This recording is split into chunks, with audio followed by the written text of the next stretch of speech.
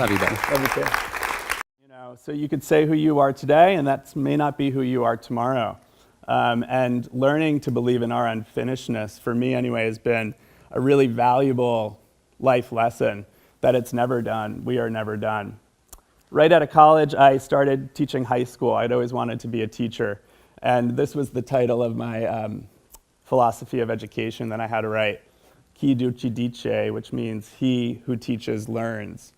And I remember that one year that I taught high school, being so excited to get there finally. And I got there to the other side of the desk, and what I had observed were so many kids that didn't feel good about who they were. And it reminded me of me, quite honestly. I remember feeling that way as a young person, and when it is you in that position, you think it's only you. The teacher, you got to see something different. I got to see a whole slew of that. When I poked into some of those kids' lives, I saw their families a little dysfunctional, a little messed up. And I remember being 21, 22, looking at my family for the first time and thinking, we're pretty messed up. I mean, there's lots of love. There's lots of love. We have lots of love. But my sense was, hey, guys, we could do better. And I didn't know how or when or with what resources that would happen. So I decided to quit that teaching job at the end of the year and go on a circuitous route through my 20s of being a seeker. I'm an observer and a wanderer of the world, and so I decided to try a little of this and try a little of that. Actually, my next job was right after 9/11. I got hired to sell technology in New York City at a time when no one was buying technology. So that was an interesting time to learn how to sell. I loved the experience. I didn't know any different, but I had been working alongside guys and women who had gotten accustomed to taking orders through the late 90s, and they forgot really how to work and how to sell. So I was positioned in a pretty cool place. But I wasn't really satisfied. I really had to move on and find something else. So I went to work for my dad, who got sick around that time, and he's better now. But I decided to go work for the family business for a few years, which was comes with so much challenge and so much opportunity, and a lot of privilege too. I remember at that time having endless vacation when you work for your dad, and the opportunity to go back to school, which had always been a voice in the back of my head. Lewis, you should go back to school. Lewis, you should go back to school. And I had some mentors around that time saying to me, Lewis, what are you doing? You should pick something and start, to work your way up that ladder. And at that time, my sister, Christine, my twin, I remember calling her office one day. She worked at MTV, and I had called every day for the past, several years. And one day I called, and someone picked up her phone for her and said, Christine Alloro's office. And I was like, wow, whoa, what's going on here? She has someone picking up her phone for her now. And I'm, working for my dad in a family business. And I just remember the tension between listening to my heart, which was, you'll know when you find something that's for you, and listening to all those other voices that wanted to tell me, just pick something and do it already.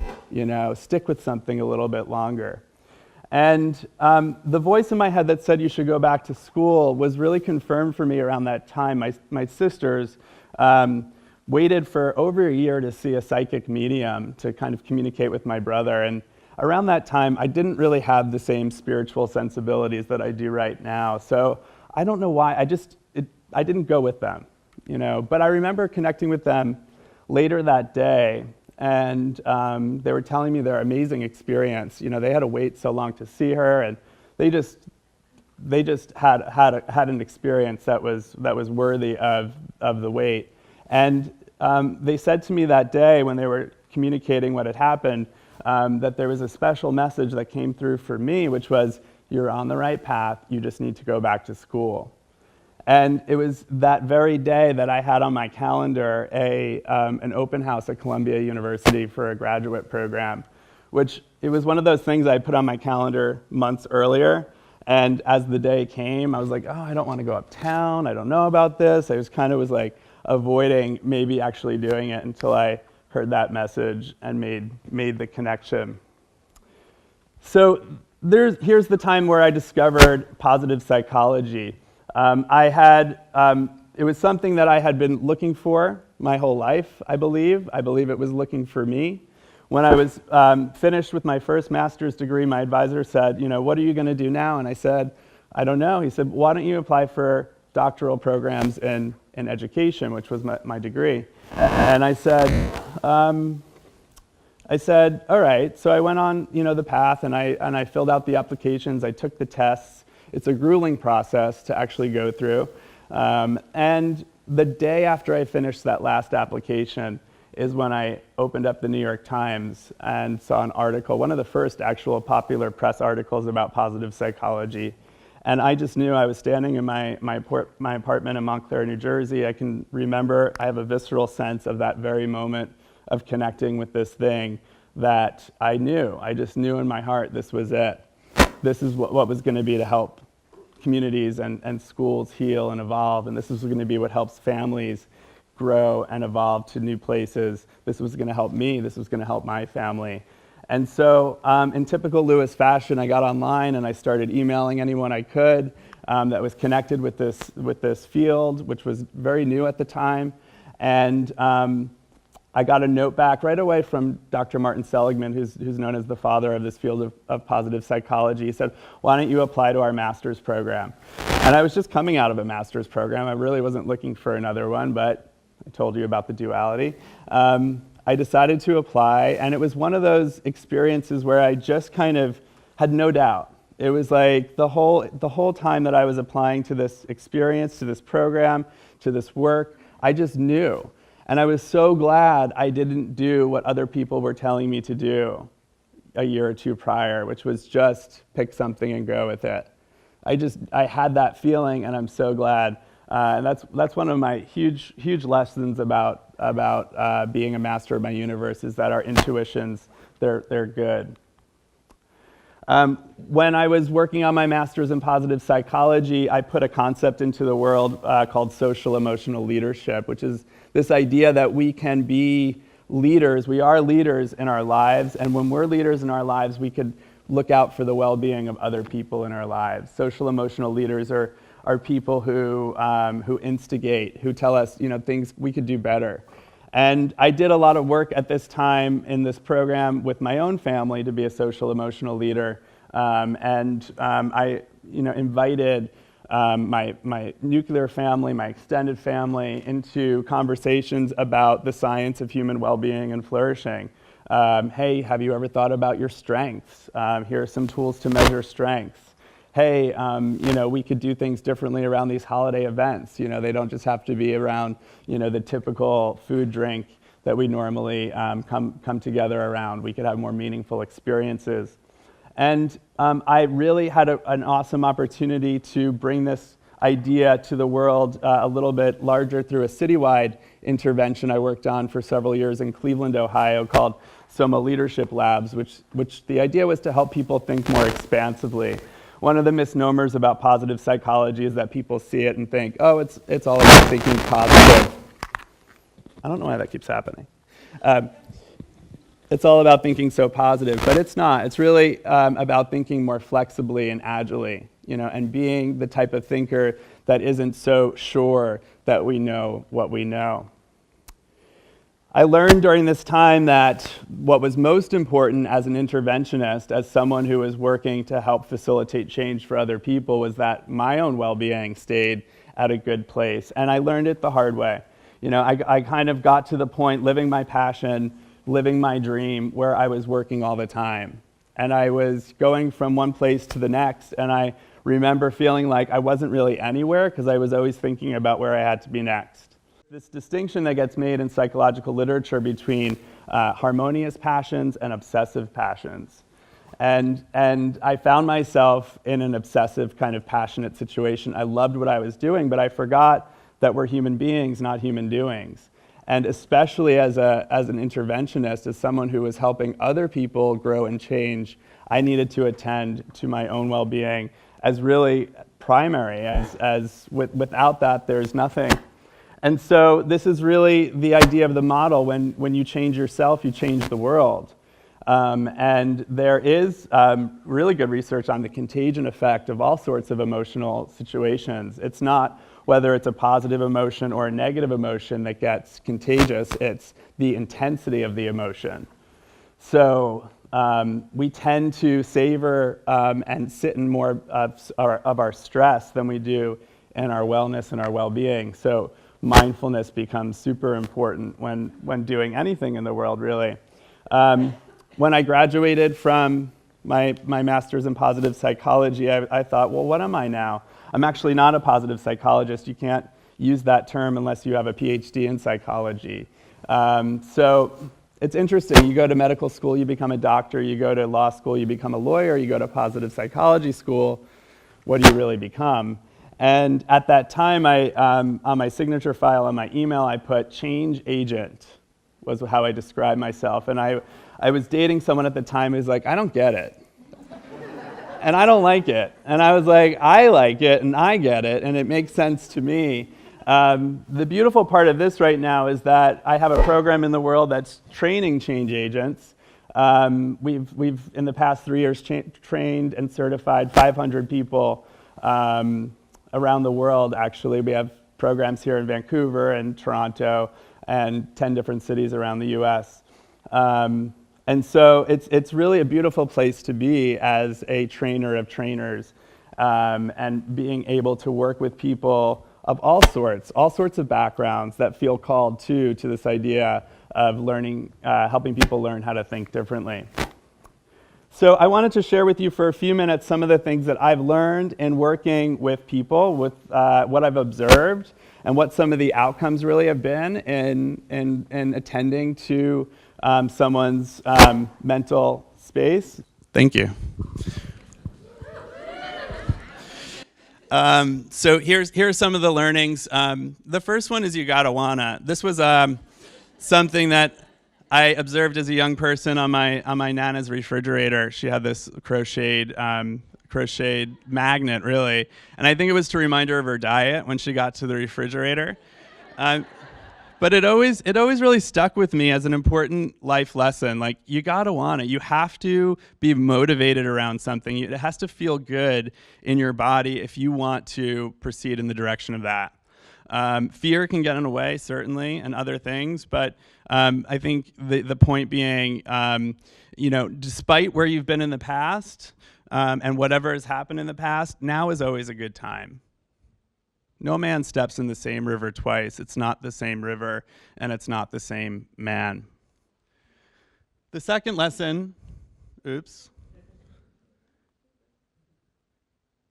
second lesson is don't wait to drink the good champagne. This was a student of mine, from Cleveland, who said, you really helped me to remember this important idea that now is always a good time. Don't wait. And in life, we call it the rat race, right? Where we think, oh, when I get to college, then I'll be happy. When I get that job, then I'll be happy. When I discover what I want to do with my life, then I'll be happy. And nothing could be further from the truth. We have to learn to be happy despite whatever is happening in our life. Even, the day that my brother passed, I remember standing on the driveway that day as the sun was setting behind the house. I was 13 years old, and I remember thinking, everything happens for a reason.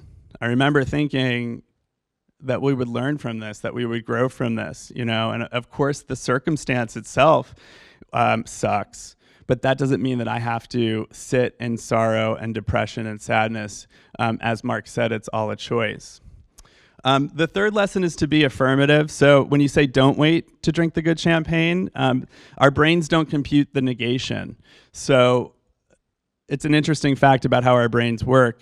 If you could be mindful about being affirmative, which is do it now. Now is a good time. And to word what you're saying to yourself in the affirmative. The fourth is to avoid being an absolutist. I always do this. He never does that. It's a heuristic, a shortcut in our thinking that's easy, but it's also lazy.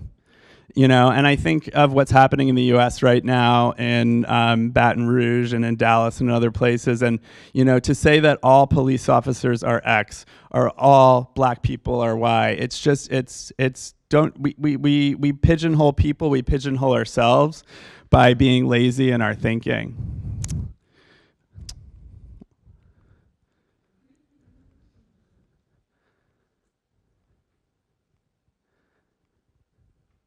The fifth one is to close the tabs in your browsers, Windows. Yeah, this is important, to close things out so that we can create space to open up new things. I don't know about you, but sometimes I find myself with 30 browsers open or 30 tabs in the browser thinking I'll get back to it later.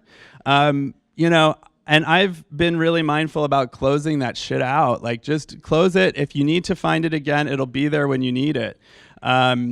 And another way to think about this is to attend to what's looming in our lives. Sometimes when I get overwhelmed and I have so much going on, I have to think to myself, what's occupying my mental real estate up here right now that I can attend to clear some space?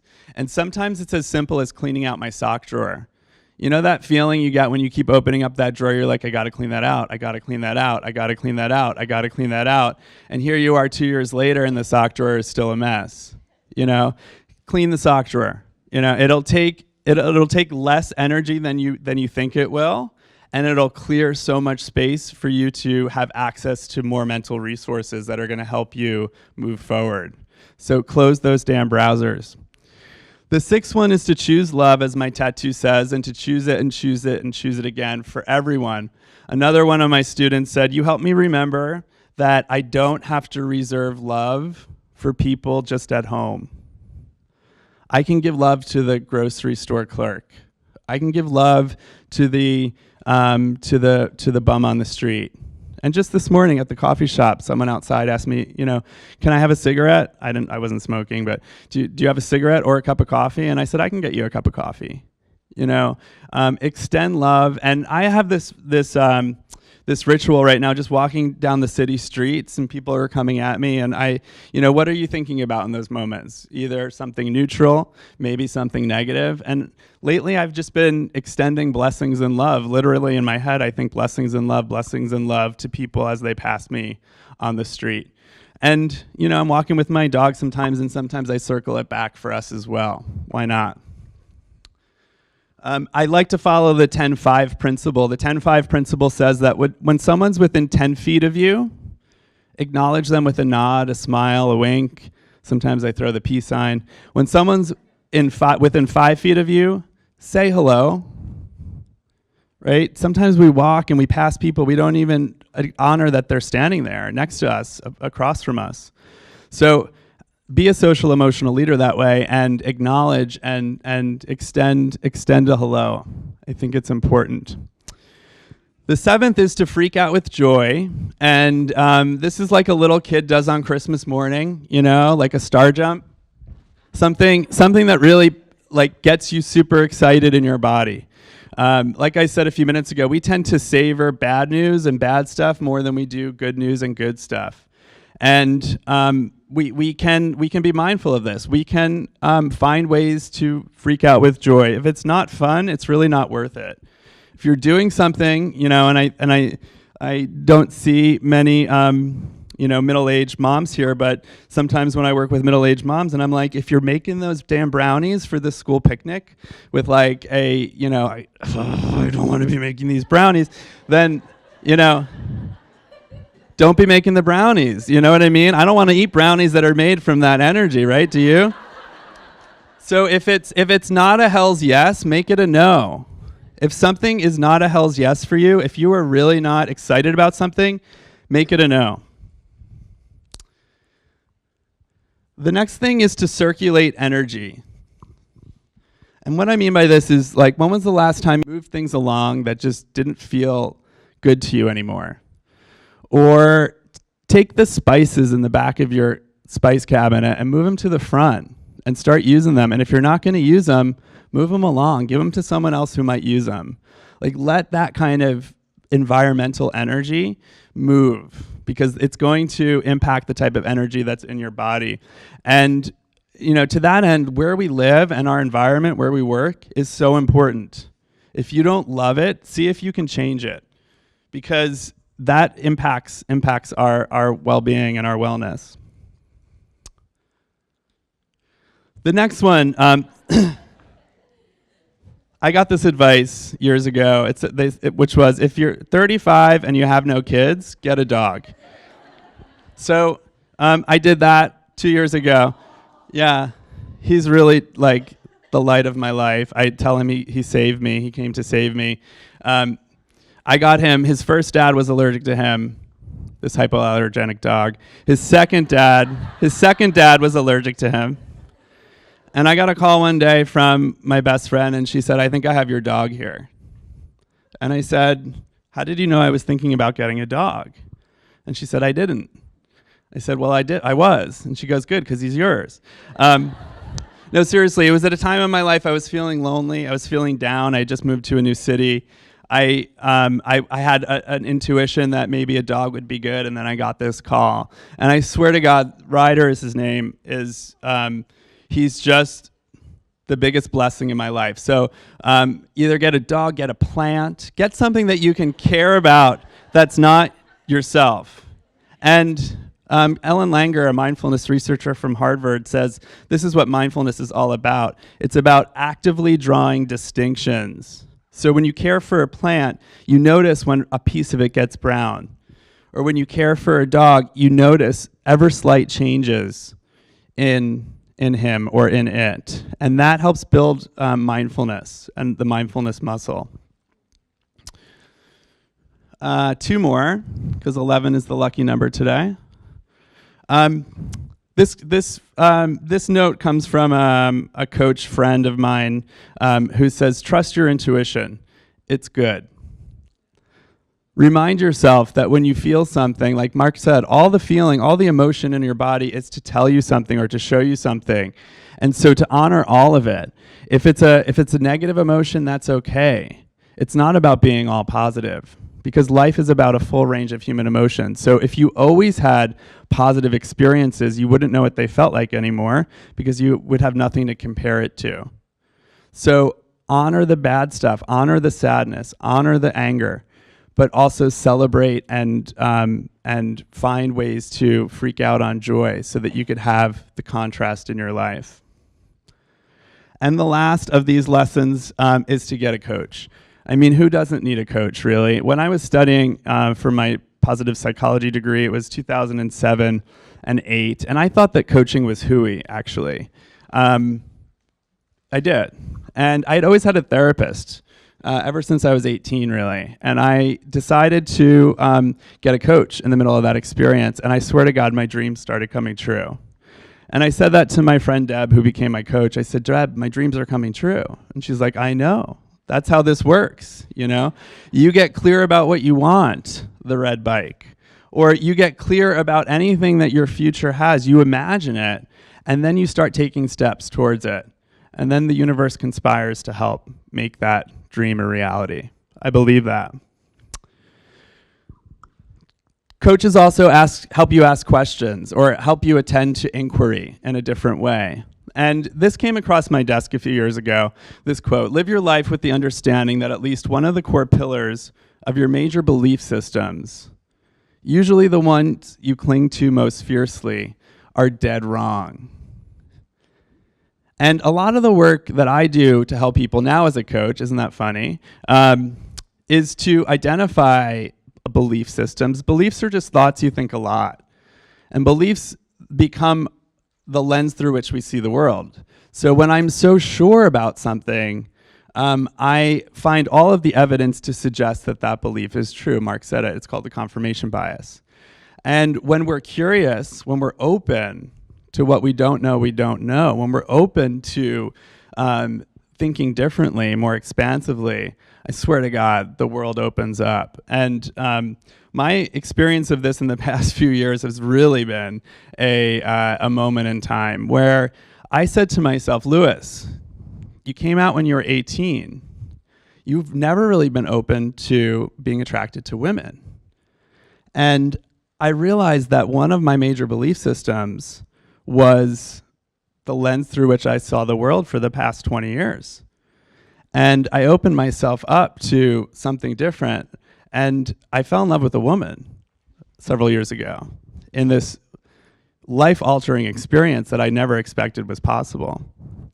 So I'm not saying you all have to open up to yourself to being sexually attracted to someone you've never thought you would be, but just being curious that your religious or spiritual tradition, or your some fundamental belief that you have about the way the world works might be wrong. Maybe. This is my second tattoo. I only have two.